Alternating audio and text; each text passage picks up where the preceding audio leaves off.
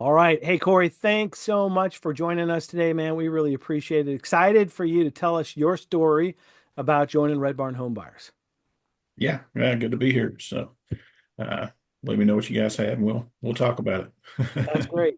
I'm trying to remember when we first met. It was in the fall sometime, wasn't it? Was it maybe September, October, and there's Yeah, some. yeah. It was early fall, I believe, when we first started. Now, maybe for Ken, I'm sure he remembers all this. But babe, for both of us, just from what were you doing before you came to Red Barn Homebuyers? Like, what was your background?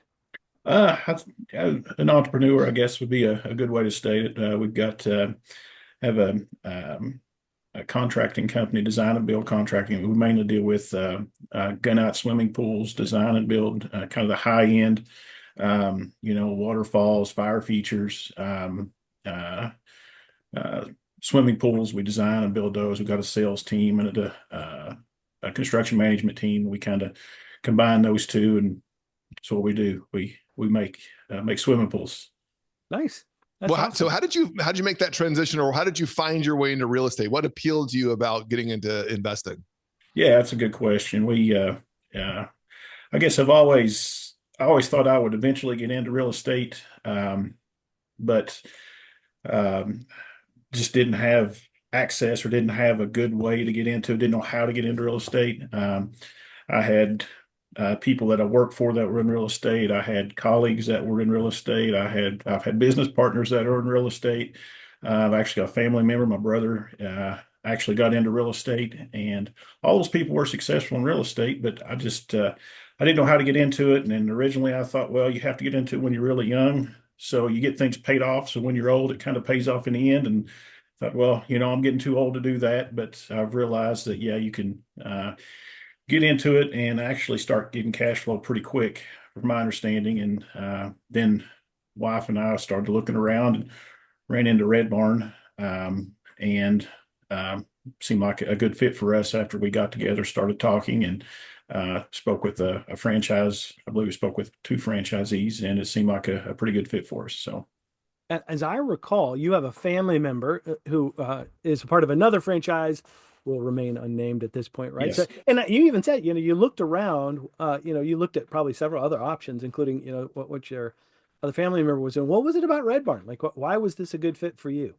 I just, from the outside looking in where we were at the time, again, my brother was part of a franchise. Actually, his was he actually had the area. There's territories. He had the area that we're in here, but um, the other franchisors that we talked to, it just didn't seem like a good fit because it didn't seem structured or didn't seem organized. It's kind of more of a yeah, come be a part of us. We'll help you get some leads. We'll give you some leads, and then go ahead and take off and do what you do. And being somebody that wasn't from the real estate industry, I didn't really know what to do with that. And it just seemed like uh, Red Barn was really structured, and had their ducks in a row compared to everyone else. So. So just curious, once you came in and you started doing the training and then plugged into the community, did that flesh out to be true for you? Was it what you expected? Yeah, it was everything I expected. I mean, again, didn't know anything about it. We went through the training process, and um, still a little uneasy after the training process. But then we had a coach, Tracy, who really came in once we started getting leads in, walked us through the leads from when we got a lead, how we handle the lead, even though it's in the training. It's like nice Yeah. to have someone there to hold your hand through it. And to see exactly how to prepare for the call when you call that person, what all kinds of information you need to have when you talk to that person, kind of pre-qualify a few things, and then actually what's actually a good deal, what's worth pursuing. You know, not knowing even what an ARV stood for before I before I started with you guys. He was a really good resource to help finding out what the ARVs in these homes, or what the value in these homes would be after we fix them up, so we knew exactly kind of what we would potentially make. Sure. Yeah. And so calling these potential sellers and going on appointments, was it as daunting and scary as you thought, or did you kind of settle in your groove pretty quickly? No, we sold it. We fell in pretty quick. We previous business, I've done a whole lot of sales, and this is thinking about it before doing it, it's like, I'm used to selling things. I'm not used to trying to get someone to sell me something, but really it's the same process. There's not really any difference between selling something and trying to get somebody to let you buy something off of them at a good deal. Mhm. And so everybody wins, they win, we win, and it's a good deal for everybody. So no, it wasn't that difficult at all. I've had everyone we've spoken to, even if we've not worked a deal out, it's been a very good, cordial conversation. And I think everyone knows we're trying to help them out and do what we can to help them out. And hopefully we can work something out together. Yeah. Now as I recall, and I don't think it's exactly, but it's been about 2 months, right? You launched, I think about maybe just right at 2 months. Is that about right? Yeah, yeah. We launched, started getting leads in December. So when we started getting leads. So Gotcha. Okay. Yeah. So just right at 2 months. Talk to us about that. Leads started coming in. About how many leads were you getting a week? Do you recall? uh, for us, we were anticipating about a lead a day. But when the leads started coming in, we were getting about 2 to 3 leads, 5 days a week. I mean, weekends we weren't getting any leads. I'm assuming that's Right. when we get leads. 2 to 3 leads a day, and which was higher volume than what we expected. But we were able to handle that. I would say the second or third week of getting leads, it was for the second week we started seeing some good promising leads. Started getting real comfortable with it. The second week, really felt like we knew what we were doing, and we would call people, knew exactly what to ask for, kind of what to expect in return from them when we talked to them. And um, thought we had a couple of deals, and didn't really work out. But like our third week rolled in, we ended up having some really good conversations with a couple of folks, and ended up signing our first deal around the middle of January from a lead that we received around Christmas time. And then I think a week after that, we ended up signing our second deal. So we got two two deals in the first month of leads that we had. It took 2 months, took another month to actually get those signed, but we got two deals in the first from the first batch of leads that we got, the first month of leads that we I mean, that's received. fantastic. Right. Well, and the truth is, what we find is it usually takes even a few months of nurturing on average to turn a lead into a deal. So it's very likely that even in that first batch or the first month or two of leads, there's still more deals in there. It's just going to take a little time, some nurturing, some offer follow-up, and I wouldn't be surprised if there's another one in there for you. Yeah, Yeah. yeah. I think we feel good about a couple more right now that we have. But again, don't have anything on paper. So Yeah. Yep.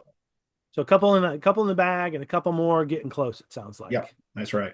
So talk about the deals you're putting under contract. What's the strategy? What are you guys planning to do with them? The two that we have, we plan on flipping those houses. One is pretty much just a paint and flip, which is really what we wanted. We wanted something a little that wasn't real complex to start off with. Basically, we're paint. We got a few minor things. We'll change some handles out on some doors, things like that. But it's real minor. Nice. The other one is a real legit, I would say, fix and flip. Where we've got flooring we're putting in through the whole house. We've got countertops we're keeping the cabinets. We've got some countertops, granite countertops we're putting in, vanities we're putting in. A couple of things on the outside, nothing major, but yeah, we're looking at about $35,000 on that remodel. It's not bad. So. No. And just rough numbers, what are you guys anticipating purchase, reno, and resale? Resale, our ARV on them is about 220 for one that we anticipate. We've got about 160, I think, that by the time that one's ready to go, we'll have 160 in it. Nice. Recently for 220. The other is, I believe, 250 is where that one's at, as what the ARV on that one, and it's basically that's the one that we're painting and just turning it loose. We got that for around 180. So Beautiful. And you're just painting it basically. It's yeah. lipstick Painting, on a pig. Yep, that's it. Yeah, painting's I think we've got another 1,500 in there, some audio and things that we're going to do as well. So Sure. That's strong, man. Gotta love that. Oh yeah, we're excited. Yeah. So somebody's on the sidelines, somebody's, inquiring, they're thinking about it, they're talking about getting into the real estate investing space. They're thinking about working with us. Just what would you tell somebody who's on the outside looking in? Uh, well, it's not as complicated as what it may seem. I know, I guess there's risk with everything, but it's very calculated. From what we've seen, there's a process.